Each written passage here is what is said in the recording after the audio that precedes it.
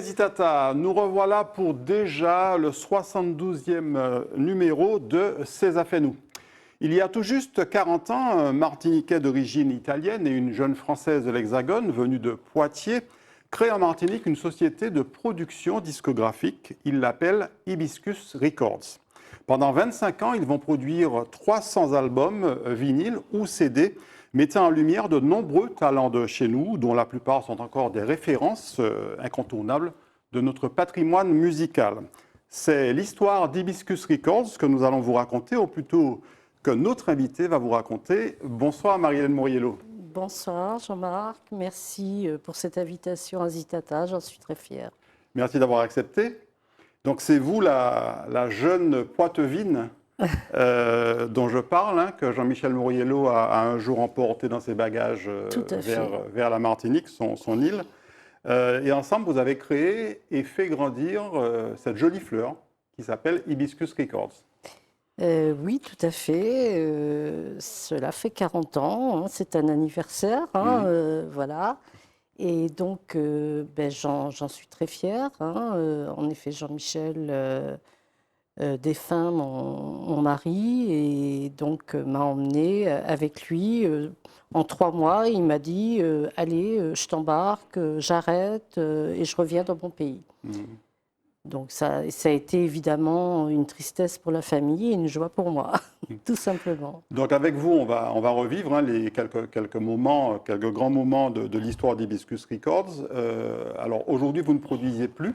Par contre, vous avez encore un magnifique catalogue qu'on va évoquer tout à l'heure. Mais on va d'abord commencer par en savoir un petit peu plus sur vous. Hein. C'est la rubrique Kimounouye.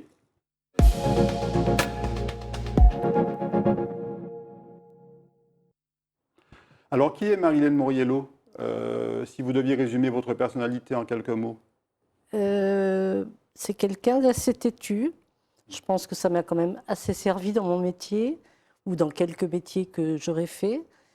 C'est quelqu'un qui a soif de connaissances. Et donc, le jour où je pense que j'arrêterai de m'informer ou de connaître quelque chose, eh bien, voilà, je n'aurai plus besoin de faire quoi que ce soit. Je suis une bonne vivante, assez gaie en général, voilà, avec quand même quelquefois des petits moments de tristesse, qui est tout à fait normal, comme tout le monde, je pense. Hein. Les émotions sont là et on vit avec, quoi. Alors, vous avez grandi à Poitiers, dans la Vienne, c'est, on va dire, dans le grand ouest de la France. Et on va voir une première photo de la petite Marie-Hélène. Je crois que vous aviez 3 ans à l'époque. Oui, tout à fait. Alors, 2 ans, je crois. Hein. 2 ans. 2 ans, oui. Alors, j'ai un petit peu changé, mais elle est très jolie, cette petite photo. Tout à fait, tout à fait. Et on va vous retrouver alors un petit peu après avec votre frère. Bon, la photo est un petit peu floue, on s'en excuse, mais voilà, ça rappelle les souvenirs. Voilà, donc nous avons 3 ans de différence avec mon frère. Donc 6 ans et 3 ans, quoi, voilà. Oui. C'est vrai qu'on était avec mes sœurs, j'avais quand même 6 ans de différence, mais avec mon frère, plus rapproché, quoi. Il suffit de demander, on va vous retrouver avec vos sœurs sur cette photo. Ah oui. Alors effectivement, donc je suppose que c'est la petite Marie-Hélène qui est au milieu. Voilà, la petite Marie-Hélène est au milieu, 3 ans, 6 ans, ou peut-être un petit peu plus. Non, 4 ans et une dizaine d'années, quoi, hein, voilà. Donc mes sœurs sont jumelles. Ça se voit un peu quand même. Ouais, mais physiquement, non. Enfin, ce ne sont pas des vraies jumelles, donc elles ne se ressemblent pas. Mais bon, bonne complicité, quoi, hein, évidemment. Et puis bon, moi j'étais la petite, et donc je me rappelle, j'étais commandée par mes sœurs, c'était assez marrant, quoi. Et moi je m'exécutais, voilà. Quel souvenir vous conservez de votre jeunesse, de votre enfance et adolescence à Poitiers? Alors bon, j'ai pas mon père est décédé, j'avais 1 mois. Ma mère s'est remariée, donc j'avais 2 ans et demi environ. Hein, donc j'ai toujours appelé mon beau-père papa. parce que c'est lui qui m'a élevée et que moi, voilà, je n'ai pas connu d'autre homme que lui.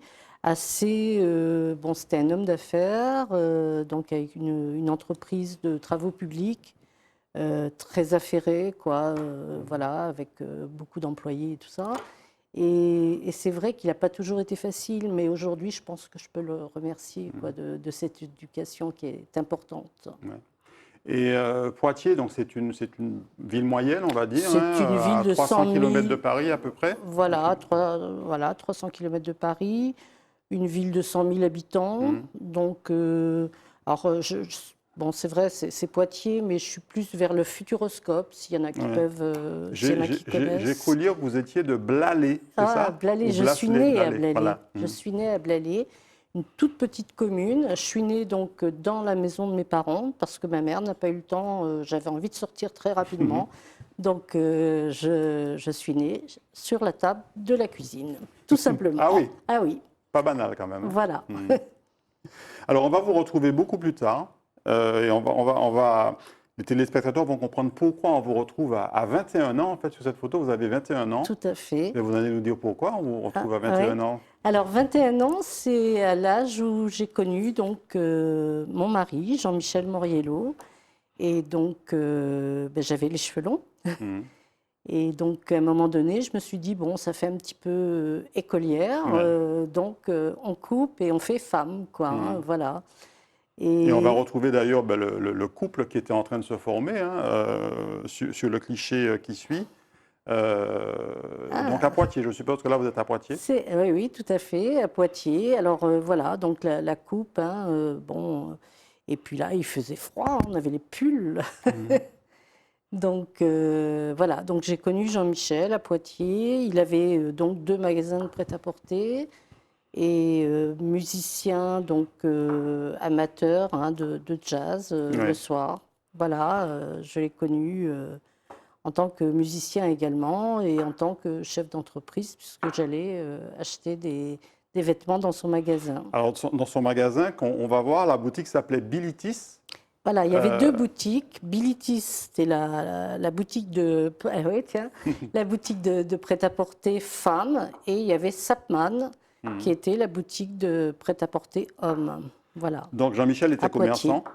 Jean-Michel était commerçant. Et il vous a dit un jour pourquoi il était venu s'installer à Poitiers? Il y avait une raison? Eh bien, sa première femme, hein, parce qu'il a divorcé 3 mois après m'avoir connue, sa première femme était poitevine.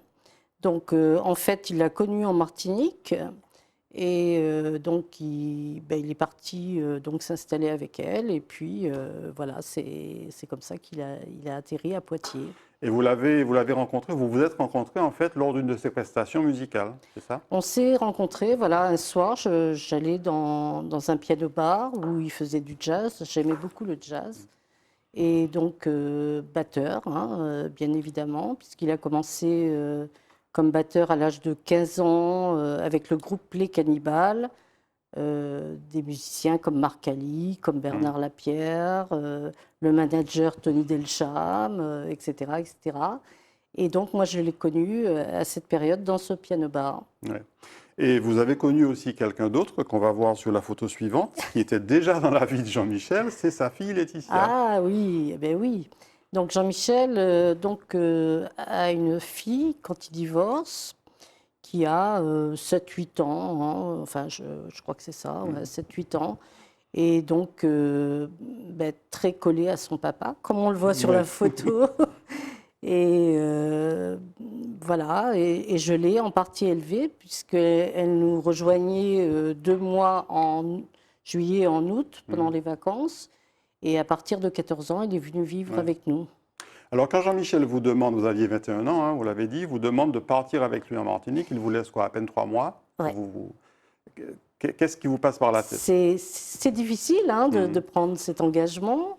Bon, Vous surtout- connaissiez la Martinique? Non, pas encore. Non, je ne connaissais pas la Martinique. J'avais pas beaucoup voyagé vraiment, Espagne, Portugal, enfin l'Europe, quoi, hein, voilà. Et donc, c'était surtout laisser la famille, quoi, en fait, hein. C'était Bien un sûr. dilemme, Ouais, ouais, quoi, hein, ouais. de créer sa propre famille pour laisser sa famille, quoi, en fait, hein. Mais je ne le regrette pas parce que, bon, voilà, je suis une Martiniquaise d'adoption et j'en suis fière, quoi. Donc vous rentrez en Martinique avec Jean-Michel en 1982, c'est ça? 83. 83. 83. Et on va voir d'ailleurs une photo, enfin, une des photos du couple à l'époque. Alors c'est peut-être pas forcément une des toutes premières, mais Non, non, mais elle est pas si vieille que ça.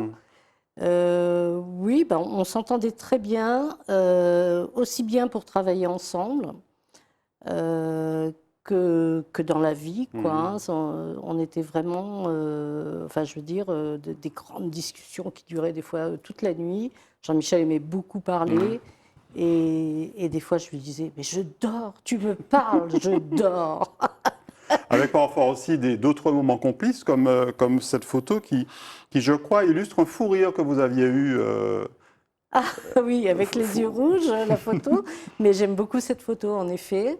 Je ne sais pas ce qu'on regardait. J'avoue que je ne me rappelle pas ce qui nous avait fait rire, mais en effet, c'était vraiment le fou Et rire. derrière, apparemment, il y a une dame, une jeune fille qui rit aussi. Donc ça devait être effectivement quelque chose Voilà, de marrant, en tout cas. voilà, peut-être un théâtre, peut-être, enfin bon, voilà, un concert, un one-man show, enfin voilà, quoi. Et cette complicité, elle était à la fois dans la vie privée et également dans les affaires. Tout à fait, Oui. tout à fait. Donc, on avait bien partimenté le côté affaires. Hein. Jean-Michel donc était le directeur artistique de l'entreprise et moi, j'étais la gestionnaire. Ouais. Voilà. Alors, on rouvre le chapitre des filles, parce qu'on a vu tout à l'heure la petite Laetitia, Oui, mais la petite Laetitia qui a bien grandi. Et 20 ans après, en fait, Voilà. la naissance de Laetitia, il y a eu Jessica. Voilà. Et on les retrouve toutes les deux lors du mariage de voilà. Laetitia, je crois. Donc là, c'est une photo qui a 2 ans. Laetitia s'est mariée assez tardivement. Elle vit avec son mari hein, maintenant depuis de nombreuses années. Et une complicité entre les 2 sœurs, hein, malgré les 20 ans Oui. de différence. Qu'on va Et- retrouver aussi sur la photo suivante, cette complicité dans un contexte complètement différent, moins solennel que celui du mariage. Voilà, donc ça, c'est mon ingénieuse. Ingénieur, donc chimiste, il y a 3 ans, hein, puisque maintenant il fait doctorat. Et voilà, il a voulu poser avec sa sœur, elle était très contente. Et Jessica, on va la retrouver mais seule cette fois-ci sur cette photo. Donc Jessica qui est effectivement qui vient de terminer des études d'ingénieur, vous le disiez. Alors, elle a terminé il y a 3 ans, et donc là maintenant, elle va terminer, elle sera chercheuse dans la chimie, quoi, hein, voilà. Et elle est passionnée par son métier. Je me rappelle qu'un jour, je lui ai dit, surtout, ne fais pas de commerce, c'est trop difficile. Et bon, elle est, en fait, on va dire comme disent les Canadiens, elle est tombée en amour pour ce métier par rapport à une prof qu'elle a eue donc au lycée de Schellcher, quoi. On va parler un petit peu des Mouriello. Alors vous êtes une Madame Mouriello, mais on va parler de la famille de Jean-Michel. C'est une famille en fait d'immigrés italiens. Absolument. Là, on le retrouve effectivement Avec sa maman. avec sa maman. Sa maman donc est une demoiselle de Rogatis, hein, qui a été mariée. Rogatis, bijouterie bien connue. Voilà, tout à fait. Des gens qui sont nés ici, une famille qui est arrivée, je crois, il y a une centaine d'années, hein, quand même. Donc il y a 3 fratries, quoi. Oui, tout à fait.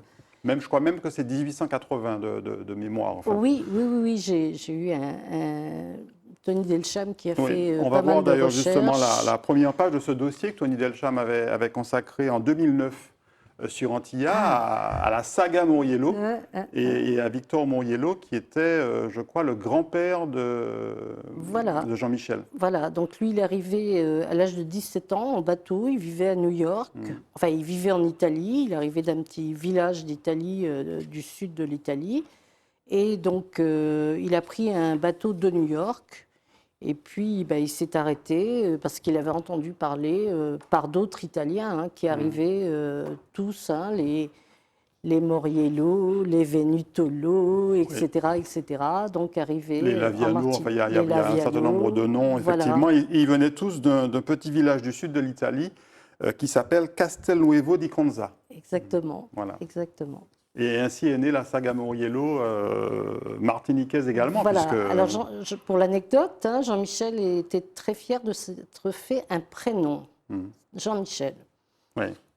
Pour lui, c'était une fierté que de se dire, voilà, bon, je suis issu d'une famille Moriello, italien, c'est Jean-Michel, et j'ai un métier artistique comme il aimait, quoi.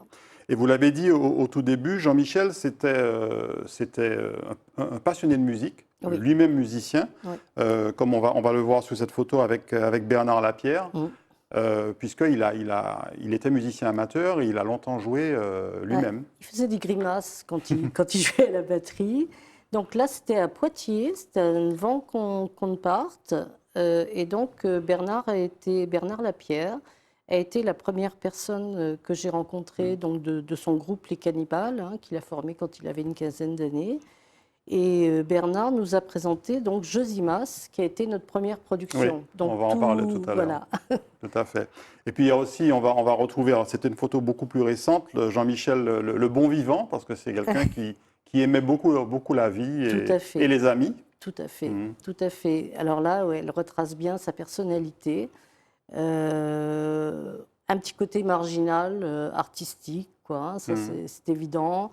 Les cheveux longs, la petite queue de cheval, bon, je pense qu'il y a beaucoup de gens qui l'ont connu comme ça. Absolument, absolument. Et voilà, quoi, c'était une chouette période. Ça fait quelque chose, je suppose, de revoir ces photos. Oui, mais bon, ça fait du bien. On va terminer cette rubrique Kimounouye Marilène avec vous. On va voir un petit peu Marilène au fil du temps. On l'a vu déjà, la jeune Marilène. On vous retrouve à 30 ans. Voilà. C'était à Cannes, je crois. La fumeuse. Vous fumiez beaucoup? Vous fumez beaucoup toujours? Je ne fume plus du tout. Hein. J'ai arrêté à peu près cette période. J'avais 32 ans, là. Et donc, tous les ans, je faisais le MIDEM, Marché international du disque, pour ceux qui ne connaissent pas. Oui. C'était très important, quoi, de rencontrer nos différents acheteurs. Et oui, la cigarette, je m'en suis séparée. Hein. Je voulais un enfant, donc il fallait arrêter. Voilà, quoi. Il y avait plein de... Et puis, à un moment donné, je me rappelle, je raconte une petite anecdote comme ça. J'avais une employée qui me disait, à chaque fois que je fumais, parce qu'on pouvait fumer dans les bureaux avant, et à chaque fois que je fumais, elle me disait, excuse-moi, je sors. Et là, je me disais, mais en fait, je suis en train de dire à mes employés de sortir quand on fume. Ouais. Voilà. Ouais. Après, effectivement, il y a eu la réglementation qui a fait que c'était les fait. fumeurs qui devaient sortir, et c'est encore le cas aujourd'hui. On vous retrouve avec un petit garçon sur la photo suivante. Je crois que c'est Monaco. Alors voilà, je suis à Monaco. C'était une année où je faisais donc le MIDEM. Je suis partie avec Isabelle, qui est maintenant une de mes meilleures amies, qui est la maman de ce petit Marvin, qui est mon filleul. Et donc, elle m'avait proposé de loger chez ses parents, donc, parce qu'il est natif de Monaco. Voilà. Et c'est des bons souvenirs, quoi. Hein, voilà. Alors, je crois qu'on devait avoir une photo de vous au Canada et puis une autre au Diamant, mais je pense qu'on ne les a pas. Donc, on va passer à la rubrique Matinique. D'accord.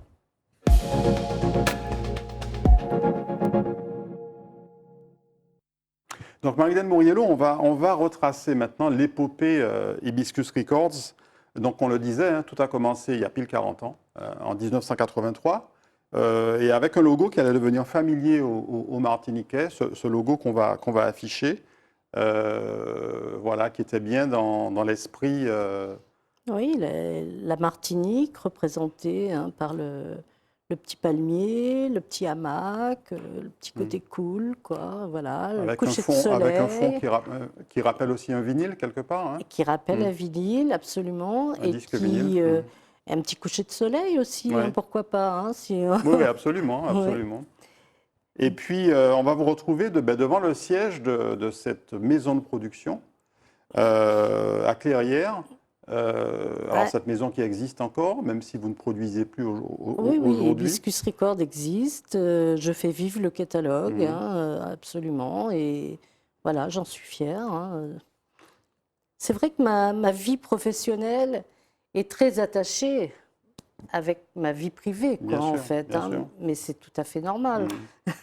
Et on va voir le studio, alors qui a pas mal évolué au fil du temps, mais on va retrouver là une photo du studio à l'époque. On voit que c'était du matériel C'était du très lourd. professionnel. C'était du lourd. Donc ça, c'est une SSL, c'est du matériel qui vient donc d'Angleterre. Mm. On a fait venir aussi quelqu'un pour nous faire toute la partie acoustique du studio. Les pierres n'étaient pas mises là pour faire beau, quoi, hein, pas du tout. Elles étaient mises là pour l'acoustique, le bois, etc. Toutes les matières ont été choisies en fonction pour les enregistrements, quoi. Et puis une société de production que vous avez développée avec un personnel dévoué. On va d'abord retrouver cette carte Tout de à vœux fait. sur laquelle en fait on retrouve une bonne partie du personnel. Voilà. Euh, Alors, 1996, hein, donc voilà. voilà, bureau de Martinique, bureau de Guadeloupe, l'aéroport. Je pense qu'il y a pas mal de gens qui ont dû connaître le La boutique magasin de à l'aéroport. l'aéroport. Là, ça devait être l'ancien aéroport. Mais après, donc, on s'est installé dans le nouvel aéroport, l'aéroport actuel. Donc, le bureau du Canada et le bureau de Paris. Ouais. Et puis on le disait, alors on va voir une autre photo d'ailleurs, où on retrouve là l'effectif, l'équipe martiniquaise, ici. Alors, Une famille, vous disiez, hein, là on retrouve effectivement... Tout à fait. Donc, c'était important, en effet, de se retrouver comme une famille. Donc là, il n'y avait pas que les employés, il y avait leurs enfants, il y avait Laetitia, hein, qui faisait partie de notre famille Laetitia, la fille de Jean-Michel. Voilà. Et c'est vrai que bon, c'était important de se retrouver de temps en temps à la maison. Ouais. Voilà. Et puis vous en parliez, il y a eu le premier album, c'était Josimas, Josimas, oui. une interprète guyanaise. Ouais. Alors on voit effectivement le premier album, Femme, Oui. et puis à côté, alors une photo qui est beaucoup plus récente, Josimas qui est décédé je crois en 2019 de mémoire. Mais, oui, il est décédé il y a 3-4 ans, oui, en c'est effet. ça. Donc Josimas, c'était une belle production donc, qui a été... c'est Bernard Lapierre qui nous a présenté Josimas. Et cet album est tout à fait merveilleux, quoi, hein, avec des moyens techniques extraordinaires, quoi, hein, voilà. C'était au Studio Plus 30 à Paris qu'il a été enregistré avec des musiciens de renom. Enfin, Malheureusement, je suis arrivée en 1984 avec cet album, je crois, hein, puisqu'on a produit en 83, bon, le temps qu'il soit fabriqué, 84. Et c'était au moment où il y avait Cassav, Zouklas et Sel Médicament Nouni. Ah oui, tout à fait. Le rat de marée Cassav, oui. Voilà.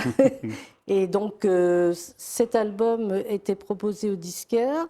Et il me disait, comme ils n'y croyaient pas trop, forcément, puis il ne la connaissait pas, il me disait, je vais t'en prendre un, et puis si jamais on m'en demande, je ferai une compilation sur une cassette. Parce qu'à l'époque, c'était comme ça. Oui, tout à fait. On va retrouver sur la photo suivante Jean-Michel avec quelqu'un qui a été du tout début de l'aventure d'Hibiscus Records, oui. Franck Donatien. Tout à fait, oui. Alors, Franck Donatien, donc, quand on a émis l'idée de faire un studio d'enregistrement parce que Jackie Nayaradou a arrêté. C'est 3A à l'époque, hein, Jackie Nayaradou. Voilà, le label 3A. Et donc, Franck Donatien nous a dit, moi, je veux bien vous donner un petit coup de main. C'était pas un petit coup de main, c'était un gros coup de main, quoi, en fait. Puis c'était un directeur artistique extraordinaire, hors pair, hein, ça c'est sûr. C'est toujours, hein, de toute façon. Et donc, il nous a aidés même à monter les premières planches du studio, etc. etc. C'était vraiment une complicité aussi. Et puis après, il vous a apporté sur un plateau le premier album de Taxi Créole. Oui. oui, tout à fait. C'était un vinyle, hein, d'ailleurs, à ce moment-là. Alors, c'était un vinyle, mais il existait aussi en CD. Ouais. Hein, on était à la transition. Voilà, on était entre 86 et 87, où le vinyle disparaissait. Malheureusement, j'en ai jeté plein. C'est dommage, parce que je crois que j'aurais fait des heureux. Oui, puisque le vinyle revient à la mode. Voilà. Et donc, vinyle et CD, oui, je crois. Oui, tout à fait. Et Taxi Créole, ça reste un beau souvenir. Ah il y avait des tubes, hein, tout à fait. Et puis, alors, ce n'étaient pas les mêmes personnes sur le premier album que sur le deuxième ou le bien sûr, troisième. oui, tout à fait. Parce Hein, qu'entre-temps, il y a eu Daniel René Coray qui est arrivé. absolument, Voilà, ça demande absolument. ouais. Et puis, vous avez produit aussi un monument du patrimoine musical martiniquais, Monsieur Mona. Monsieur Mona. Eugène Mona. Voilà. Alors, ça a été très difficile hein, avec Mona, quoi, les approches. Bon, c'était pas une question de couleur ou quoi que ce soit, hein, mais bon, c'était. Il était méfiant. Il était très méfiant. Et donc, le fait qu'on lui dise, par exemple, on va te donner 10% de royalty, il nous disait, mais vous allez garder 90%. Ouais. Mais c'est pas possible. Alors, on lui disait, bah oui, mais on a quand même investi dans l'enregistrement. Mais c'est votre studio.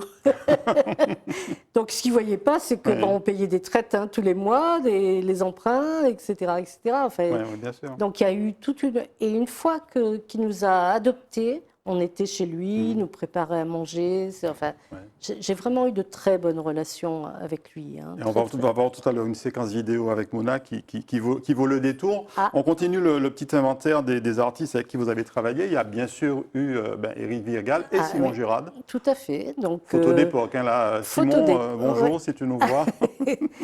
Donc là, ça devait être 88. On a sorti Pas fais-moi la peine, qui a été un gros tube. Hein, et Simon Jurade, je ne me rappelle plus le nom de son album, mais c'était dans la même période, 87, hein, je crois. Absolument. Et oui, ils étaient très complices musicalement aussi. Et voilà, quoi, hein. Et puis il y a eu ensuite Éric Virgal et Orlan, qu'on va retrouver là en photo également. Et là, ça a été un succès phénoménal. Voilà, donc Orlan arrivait réunionnaise, mais elle arrivait d'Orléans. Et donc, elle était venue nous voir à notre bureau en disant « je chante, etc. etc. » On a trouvé sa voix particulièrement fabuleuse. Ouais. Et donc, on a dit « Éric, tiens, tu pourrais faire un duo avec elle sur ton prochain album qu'on était en train de produire. » quoi. Et c'est comme ça qu'on les a fait se connaître. C'était vraiment c'était très chouette, quoi, une belle rencontre. Et puis, il y a eu aussi ce monsieur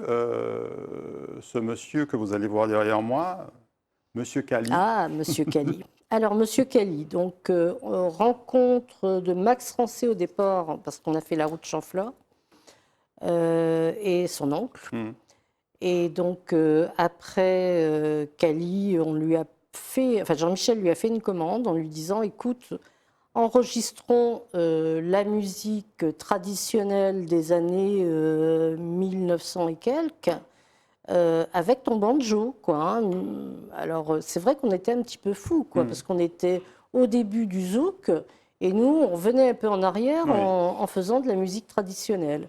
Et donc, Cali nous a fait le volume Racine 1, le Racine volume 2, avec beaucoup de titres en instrumental.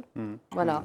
Et on va retrouver maintenant, Marilène, une vidéo dans laquelle je crois qu'on retrouve Cali également, qui raconte un petit peu l'histoire d'Hibiscus. On la regarde et puis on en reparle juste après. D'accord.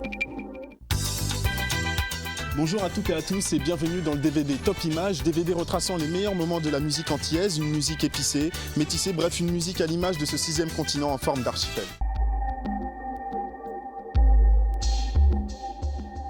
Créée en 1983 par Monsieur et Madame Moriello, l'entreprise Hibiscus Records est considérée comme le leader de la production discographique sur le marché des Antilles.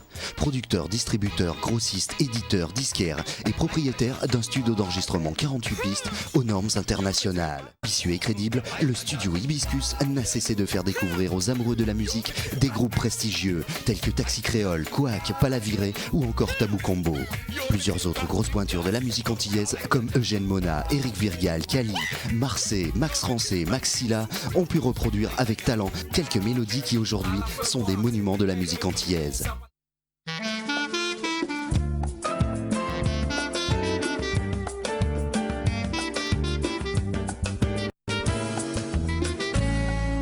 Fenêtre la grande ouverte, l'ennui ça qu'à rentrer. Il y a trop grand pour moi seul, l'homme même moins caché chez vous.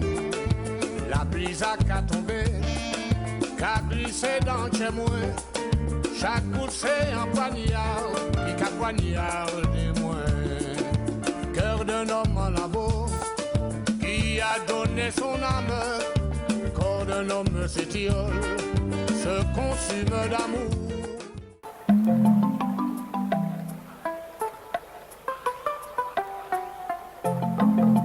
Monter la rivière, oh.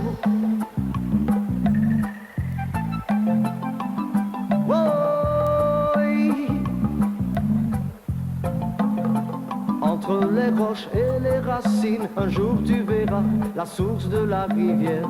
Monter la rivière, oh. Ouvrez les oreilles, pour qu'apprendre goûter puis de l'eau, il qui toujours montré où là pour continuer. Continuer.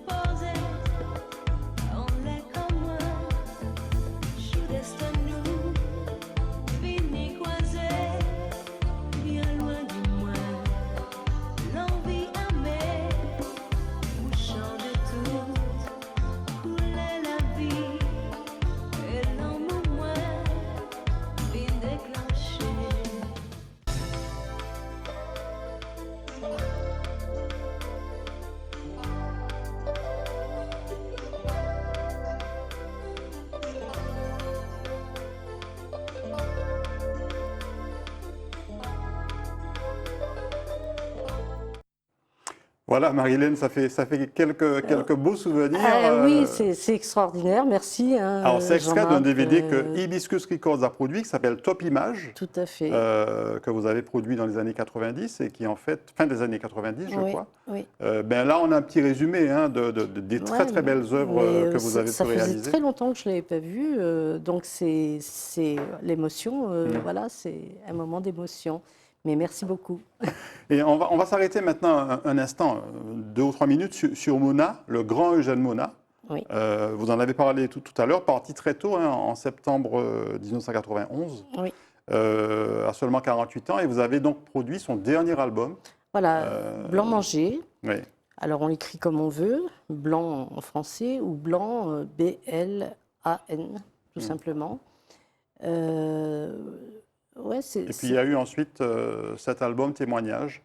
non, alors Témoignage a été avant. Avant, d'accord. C'était la condition sine qua non. Oui. Il fallait qu'on produise Témoignage pour avoir le nouvel album de Mona. Donc il l'album faut Blanc Manger. Voilà. Il faut savoir que Mona donc, est rentrée en studio. On lui a demandé, on lui a dit, bon, on va employer les méthodes d'enregistrement actuelles, c'est-à-dire que ce ne seront pas tes musiciens qui vont faire l'album en studio, ils vont peut-être t'accompagner au départ, mais fur et à mesure, après, techniquement, on va mettre un vrai bassiste de studio pour que ça soit bien carré, un vrai batteur, etc. Donc ça ne lui a pas plu. Il est parti pendant 6 mois, on l'a cherché partout, on l'a fait, voilà. Et un jour, il est réapparu, voilà, et il a compris pourquoi, quoi. Mais il a fallu parler. Sacré personnage. On va voir d'ailleurs maintenant un montage de 2 vidéos. Un extrait du documentaire Hommage à Mona que vous avez produit à l'époque avec Maxon Rose et Essentiel pour RFO. Et puis également le passage d'une séance d'enregistrement à Hibiscus Records qui a été filmée par un japonais, Koichi Hanafusa. On va en parler juste après.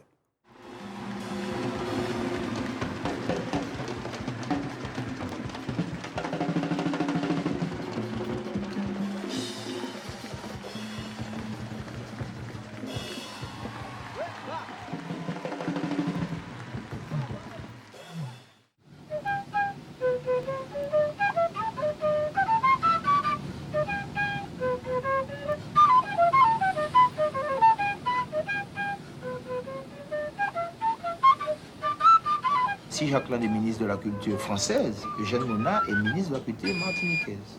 Et qu'il le veuille ou non, et même si je mourrais à l'instant même, s'il y a un monument et qu'on n'est pas ce nom-là, il y a un petit enfant qui viendra dire « Vous avez oublié quelqu'un. Tu n'as pas mis Eugène Mona. Il faudra le mettre. » Essaie de suivre la mélodie dans le... Quand tu accompagnes...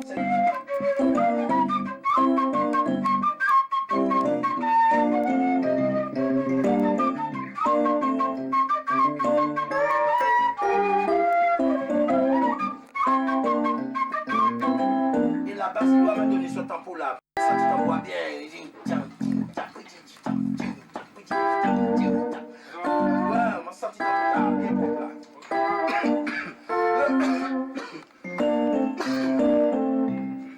Ok.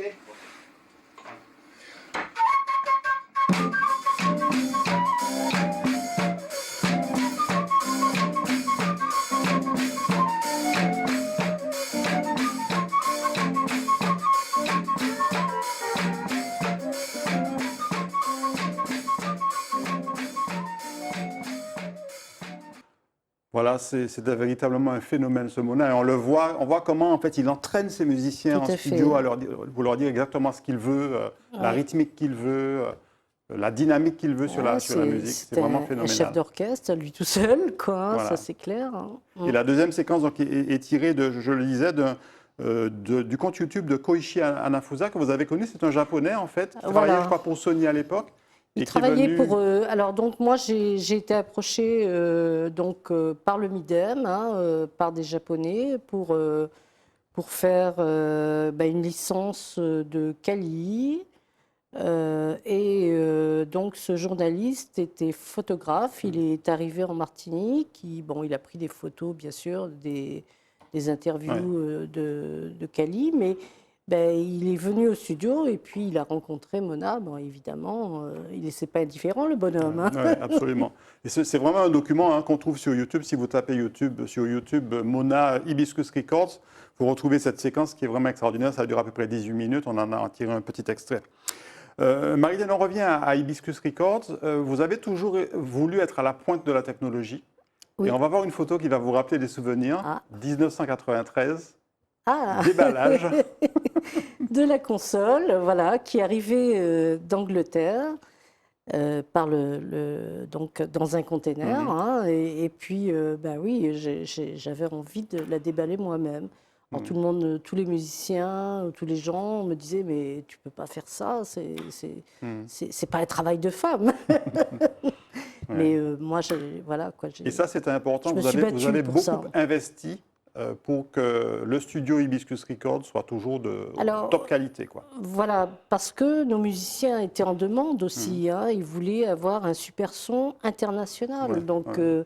au lieu d'aller à Paris enregistrer, ce qu'on a fait pour quelques albums, hein, le premier album de Quack, par exemple. Ben voilà, vous le demandez, on l'affiche, le premier album de Quack, il suffit de puisqu'effectivement, demander. Ah, voilà. c'était effectivement sur cette Voilà, console. à la Quackance.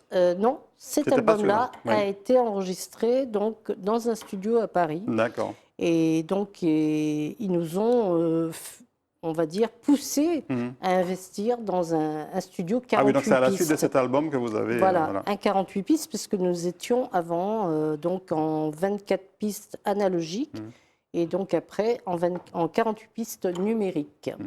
Oui, c'était important d'avoir un son extraordinaire. Aujourd'hui, malheureusement, c'est plus le cas dans les productions et c'est bien dommage, quoi. Mais pour être compétitif au niveau de l'international, on était obligé, quoi. Bien sûr. Dans le catalogue d'Hibiscus Records, il y a aussi cet album qui est un véritable album, enfin un album, oui, collector. Ce sont les incontournables d'Éric Virgal. Voilà, donc j'ai produit 4 albums donc d'Éric Virgal, qui a été une vente extraordinaire. Il vendait énormément aux Africains, aux Haïtiens. Enfin bon, voilà, il avait une clientèle quand même assez large. Et c'est un auteur-compositeur extraordinaire. On va le retrouver tout à l'heure, d'ailleurs, dans la dernière partie de l'émission avec une petite vidéo. Une petite photo maintenant des prix SACEM. Hibiscus Records a souvent été récompensé, enfin, ces artistes ont souvent été récompensés au prix SACEM. Donc là, j'étais avec mon ami, j'étais avec mon ami Pierre Lafarge, qui a toujours suivi Hibiscus. Quand on faisait des cocktails en Guadeloupe, on lui disait, tiens, viens avec nous, tu vas présenter, etc. Parce que c'est un très bon présentateur. Et il connaît parfaitement voilà, la vie d'Hibiscus Records. Et il a produit, alors je ne sais pas si, je crois qu'elle n'existe plus, mais il avait produit pendant longtemps le magazine Mémoire d'Images Musique, Oui. dont un numéro avait été consacré à Jean-Michel Moriello et à Hibiscus Records à l'époque. J'en ai fait un également. Et Jean-Michel également, oui, deux. Il en a fait deux, je crois, Jean-Michel. Et c'est vrai qu'il connaît parfaitement, il peut parler à ma place, quoi. On termine avec une photo qui est à la fois, qui est lourde en fait de sens. La dernière production d'Hibiscus Records en 2008, puisque peu de temps après, donc Valérie Loury, et peu de temps après, Jean-Michel Moriello décédait. Tout à fait. Donc un album qui a été produit en 2006, le dernier album. Le dernier album donc, que nous avons produit. Donc c'est vrai que on commençait, c'était le déclin sur un nouveau support. Le CD n'existait pratiquement, enfin il existait encore, mais il était en train de mourir, quoi, en fait. Et j'avais dit à Jean-Michel, tu vois, je crois qu'on va plus pouvoir produire. Ça va être difficile, parce qu'on mettait des moyens extraordinaires dans la production. Il y avait vraiment de la qualité, quoi. On va terminer l'émission avec la rubrique politique. On va voir qu'à l'international aussi, vous avez connu un certain succès politique.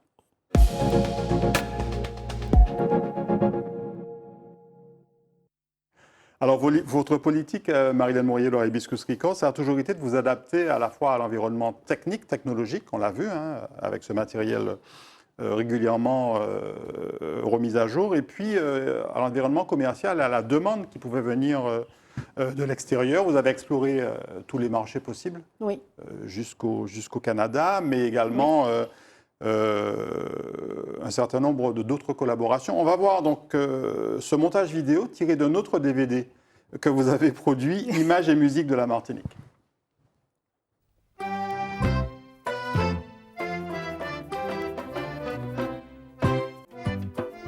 Images et musique de la Martinique a pour ambition de vous inciter à visiter et à faire visiter notre île. Douceur de la brise, douceur de l'amour aux Antilles, vanté par Éric Virgal, l'un des meilleurs crooners martiniquais.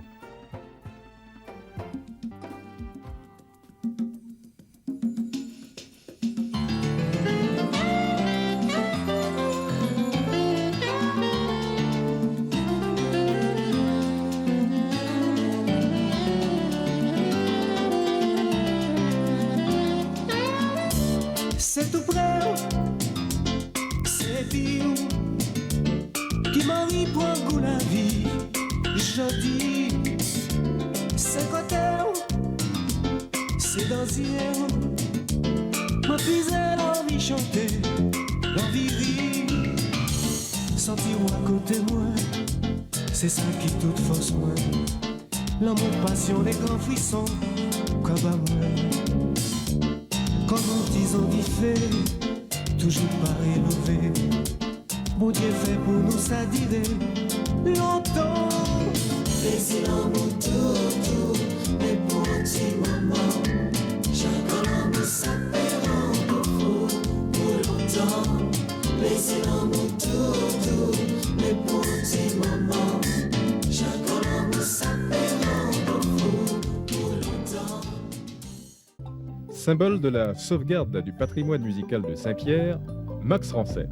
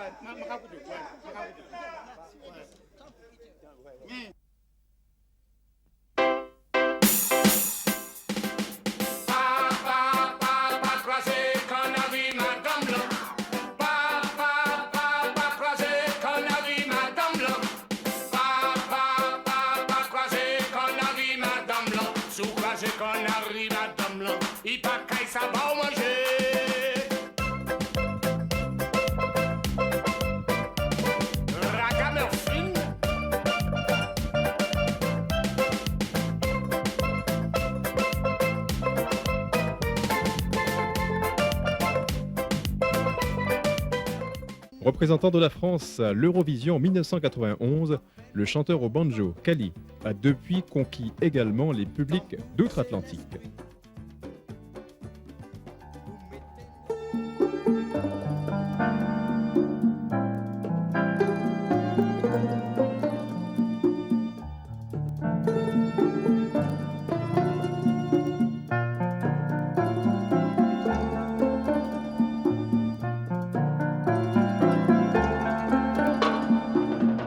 Racine la peine en tête, moi.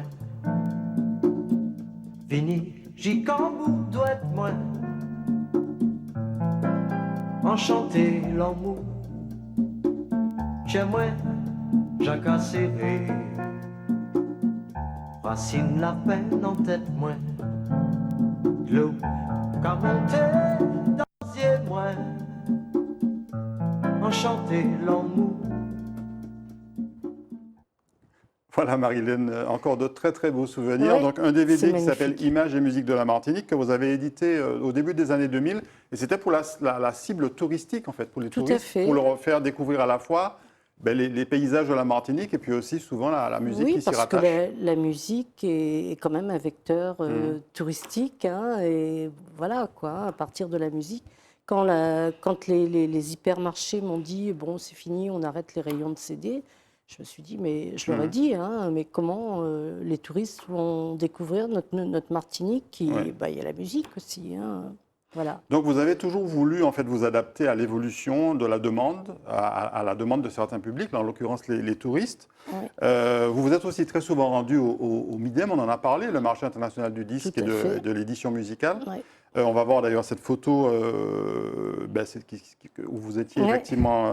C'était un cocktail que j'avais voilà. organisé au-dessus des toits hein, du MIDEM, et voilà, pour inviter mes clients japonais, espagnols, etc., etc. Et là c'était effectivement un excellent moyen. On parlait de ce journaliste japonais que vous aviez rencontré Oui. là-bas, qui a ensuite filmé ici Mona, mais aussi d'autres Il artistes connaît martiniquais. tout de la Martinique. Voilà. Hein. Il fait de la cuisine tous les dimanches. Tout Il à m'envoie les fait. photos.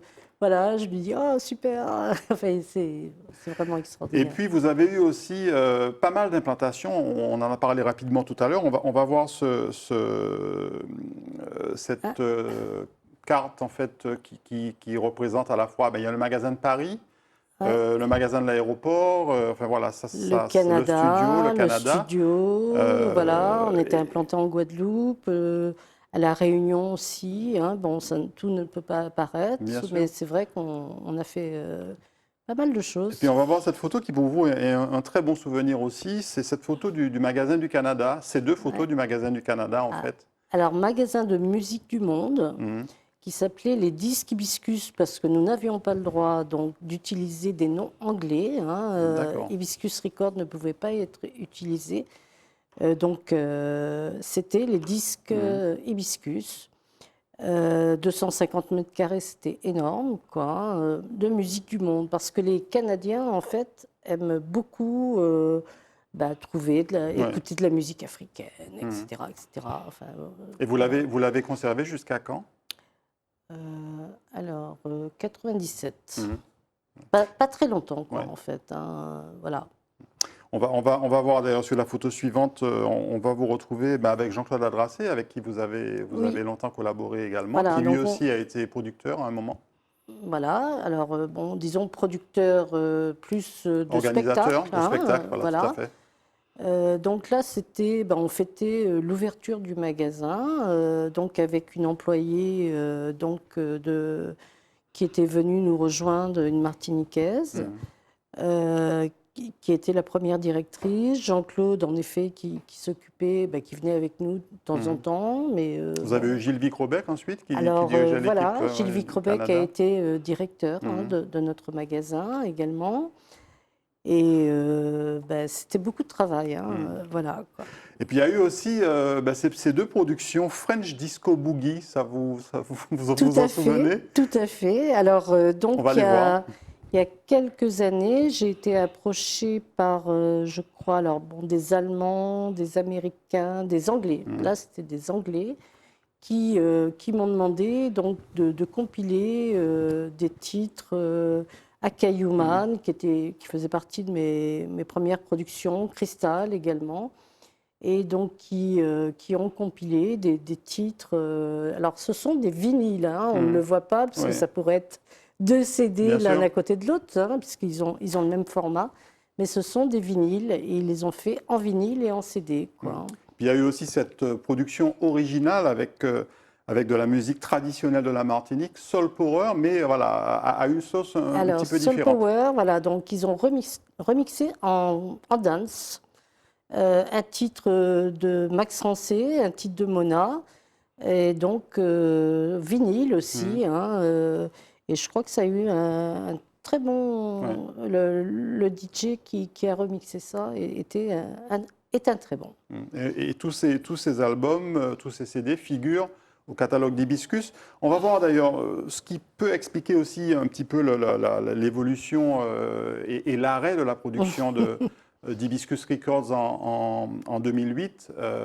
C'est cette évolution, Voilà. les moyens technologiques, les supports n'ont pas cessé d'évoluer en fait. Donc à partir de 1948, on voit venir donc le vinyle, hein, le 33 tours. 1963, la cassette. Je pense que certains jeunes connaissent peut-être plus le vinyle, puisqu'il revient après en 2023. Oui, en ce moment, il revient effectivement il revient, mais pour les collectionneurs. Pour les puristes, oui, voilà. On ne peut pas en faire une économie à part entière, quoi. Et aujourd'hui, c'est principalement le téléchargement et puis les plateformes d'écoute musicale qui voilà, donc permettent. Voilà. Alors, on a eu à un moment donné donc, le CD, hein, qui est apparu en 1983, un petit peu plus tardivement pour peut-être nous, les producteurs. Hein, ça devait être du 86 ou 87. On était toujours à la pointe du progrès, mais enfin, bon, quand même, ça ramait un petit peu. 2000, la clé USB, qui permet d'écouter dans la voiture. Hein. Maintenant, c'est fini, quoi, on n'en parle plus. Et 2008, donc, toutes les plateformes d'écoute. Toutes les plateformes, voilà, Deezer, Spotify, Apple Music, etc., etc. Et YouTube également. Il y a des sous formes d'abonnement ou YouTube qui est donc gratuit. Mais malgré toute cette évolution, il existe toujours ce catalogue extrêmement riche d'Hibiscus Records. Alors je le fais vivre, voilà, le catalogue. Hein, je suis également éditrice et donc mon rôle, c'est de faire vivre les œuvres. Et ça permet donc aux auteurs, compositeurs, arrangeurs de pouvoir en vivre. Continuer à toucher leur droit d'auteur. Voilà, en sachant que, bon, malheureusement, les 2 dernières années n'ont pas été faciles par rapport au Covid et tout ça, parce qu'il n'y avait pas beaucoup de concerts. Et donc, les droits ont chuté de 40%. Et ceux qui sont encore intéressés par les productions d'Hibiscus, on le dit, un catalogue, il y a plus de 300 titres au total dessus. Alors, le catalogue, voilà, c'est 300 albums. C'est pas 300 titres. On va voir d'ailleurs sur les 2 photos suivantes, 300 albums. Et voilà, donc ça, c'est en fait la page d'accueil et puis une petite liste des 348 références sur Discogs, ça s'appelle Discogs. Voilà, Discogs permet donc en effet de faire une recherche. Bon, si on cherche un support qu'on ne trouve pas dans le commerce, un vinyle par exemple, ou un CD, puisqu'il n'y a plus de magasins de CD, c'est fini. Le CD est décédé, comme je dis, la plupart du temps. Et donc, vous pouvez trouver du Simon Jurade, etc., et trouver la liste des productions Hibiscus. Et puis, si on cherche à entrer en contact avec Hibiscus Records, comme vous êtes toujours à la page, Marilène, vous êtes sur Instagram, vous avez votre QR code Hibiscus Records. Voilà, j'ai fait une petite formation pour être community manager. Donc ma signature est faite non pas d'une carte de visite, mais d'un QR code. Et donc, voilà, j'essaie. Bon, ça c'était le premier jour. On a eu déjà 120 abonnés. Bon, il y en a bien plus maintenant. Mais donc voilà, ça me tient à cœur en effet d'être à la pointe. Et puis on revient presque 60 années en arrière avec cet hommage, quelque part, qui vous a été rendu par le 7 Poitevin. C'est un magazine qui est édité donc, chez vous, dans le Poitou, Oui. et qui vous a rendu hommage. Il m'a retrouvé, voilà, en Martinique. Hein. C'est un monsieur, un journaliste que je ne connais pas, et qui retraçait un petit peu mon univers. Je crois que c'est une rubrique qui est consacrée en fait aux Poitevins expatriés. Voilà, c'est ça. Voilà, et donc, je suis d'origine poitevine et expatriée. Voilà, tout à fait. Ça fait plaisir de recevoir cet hommage, cette reconnaissance de la part de ceux qui sont originaires comme vous de là-bas, qui vivent là-bas. Oui, tout à fait, oui.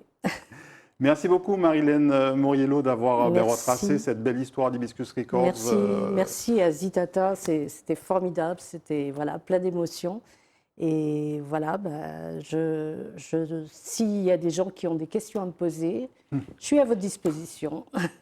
Voilà. Merci beaucoup en tout cas, et puis on souhaite encore longue vie au catalogue Hibiscus Records il est là pour longtemps. Avec toutes ces références.